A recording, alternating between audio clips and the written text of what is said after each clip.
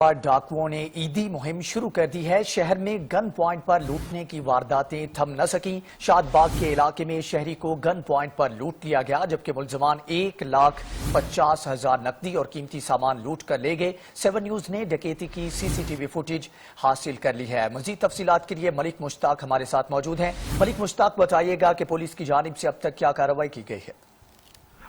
جی بالکل، یہ تھانہ شاد باغ کا واقعہ ہے کہ بلال نامی شخص سے دن دہاڑے روڈ کے اوپر ڈکیتی ہوئی اور ڈاکوؤں نے 1.5 لاکھ روپیہ اور قیمتی سامان اس کی جیب سے نکالا اور چلتے بنے۔ بڑی بات یہ ہے کہ یہ واقعہ گزرے تقریباً 24 گھنٹے گزر گئے ہیں، لیکن پولیس کی جانب سے ابھی تک جو ہے بالکل نہ تو FIR درج کی گئی ہے۔ جب میری بات متعلقہ تھانے کے SHO سے ہوئی، متعلقہ افسران سے ہوئی، تو ان کا یہ کہنا ہے کہ ہمارا سسٹم ڈاؤن تھا، جس کی وجہ سے اس کی ابھی تک FIR درج نہیں ہو سکی۔ جلد اس کی FIR درج ہو جائے گی اور اس کے بعد CCTV کیمراز جو لگائے گئے ہیں، سیف سٹی کے کیمراز ہیں، اس سے جلد جلد پتہ چل جائے گا کہ ڈاکو کون تھے۔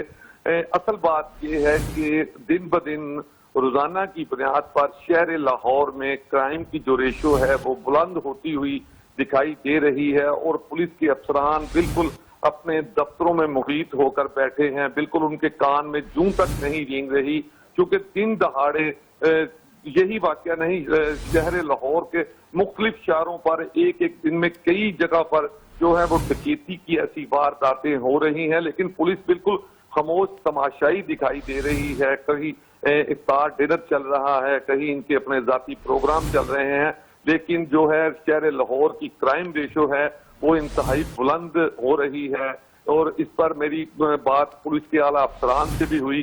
ان کا یہ کہنا ہے کہ جو ہمارے پولیس افسران جو ڈیوٹی کرتے ہیں، متعلقہ تھانے کے لوگ جو ڈیوٹی کرتے ہیں، بظاہر تو وہ نظر آتے ہیں کہ ڈیوٹی کر رہے ہیں، لیکن جب ایسی وارداتیں روزانہ کی بنیاد پر سامنے آ رہی ہیں۔ آپ نے تفصیلات سے آگاہ کیا۔ لاہور میں شاد باغ کے علاقے میں شہری کو گن پوائنٹ پر لوٹ لیا گیا ہے۔